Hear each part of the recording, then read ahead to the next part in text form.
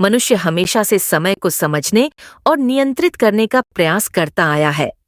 समय सबसे रहस्यमयी शक्ति है जिसे न कोई रोक सकता है और न ही बदल सकता है। लेकिन यदि किसी के हाथ में ऐसी घड़ी आ जाए जो समय की बेड़ियों को तोड़ सके तो क्या होगा? यही कहानी है आरव नामक एक साधारण लड़के और उसकी समय यात्रा करने वाली घड़ी की, जिसने उसकी जिंदगी ही नहीं बल्कि इतिहास और भविष्य दोनों को बदल दिया। आरव 12वीं कक्षा का छात्र था। वह एक छोटे कस्बे में अपने माता पिता के साथ रहता था। पढ़ाई में वह औसत था, लेकिन उसे विज्ञान और पुरानी चीजों में गहरी रुचि थी।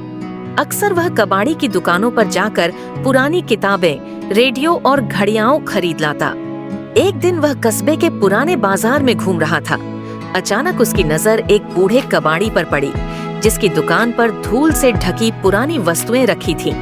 उनमें से एक चमकती हुई लेकिन बेहद अजीब सी घड़ी थी।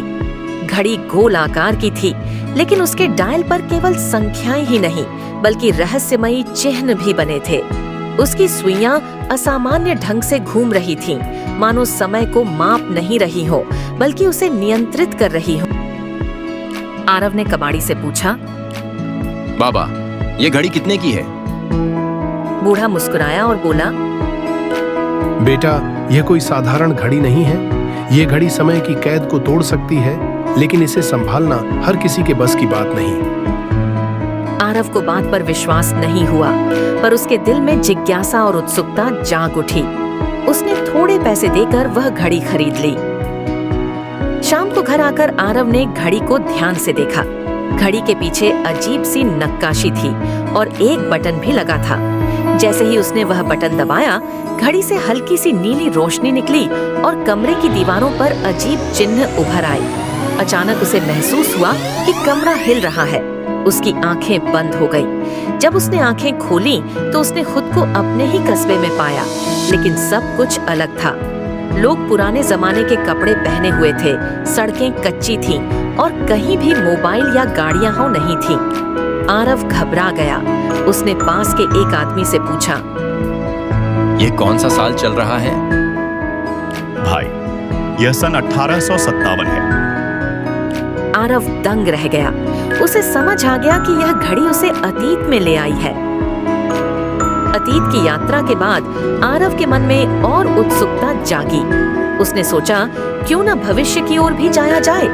उसने घड़ी का बटन घुमाया और इस बार वह सन 2100 में पहुंच गया। वहां का नजारा अद्भुत था। आसमान में उड़ने वाली कारें, इंसानों की तरह दिखने वाले रोबोट और चारों ओर चमचमाते कांच के शहर। लेकिन जल्द ही उसने देखा कि भविष्य इतना सुंदर नहीं है।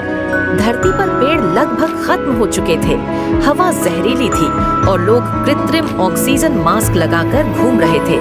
बच्चे असली खेल के मैदान में नहीं बल्कि वर्चुअल रियलिटी मशीनों में खेलते थे।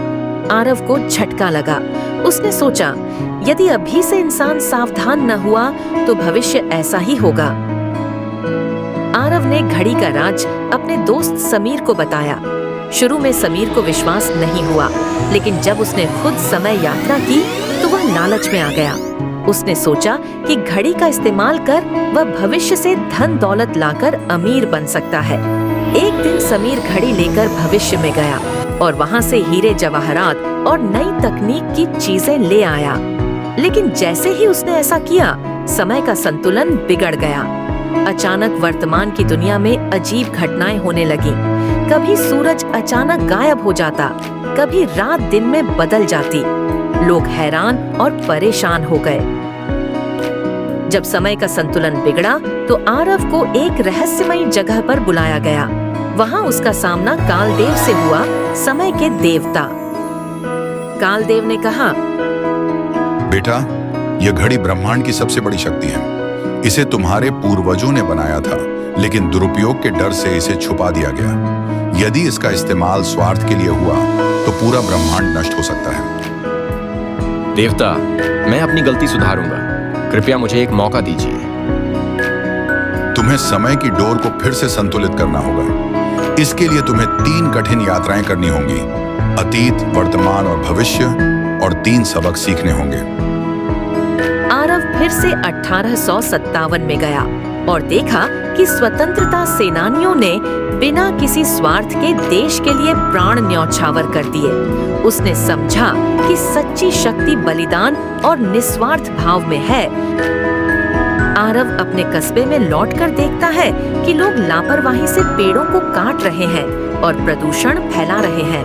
उसने समझा कि भविष्य को बचाने के लिए वर्तमान में जिम्मेदारी निभानी होगी। आरव एक बार फिर भविष्य गया और लोगों को चेतावनी दी कि यदि वे प्रकृति और मानवीय संबंधों की अनदेखी करेंगे तो उनका जीवन मशीनों का गुलाम बन जाएगा। आरव ने समीर को समझाया कि लालच छोड़कर सही रास्ता अपनाए। दोनों ने मिलकर घड़ी का सही इस्तेमाल किया और समय की डोर को संतुलित कर दिया। धीरे धीरे सब सामान्य हो गया। सूरज फिर से चमकने लगा। दिन और रात अपने क्रम में लौट आए। कालदेव फिर प्रकट हुए और बोले, आरव, तुमने अपनी परीक्षा पास कर ली।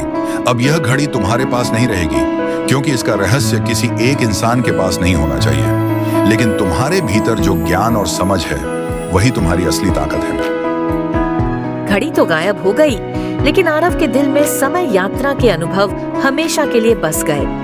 उसने ठान लिया कि वह लोगों को पर्यावरण, जिम्मेदारी और इतिहास से सबक लेने की शिक्षा देगा। आरव समझ चुका था, समय सबसे बड़ा शिक्षक है। जो इससे सीखता है वही भविष्य बदल सकता है।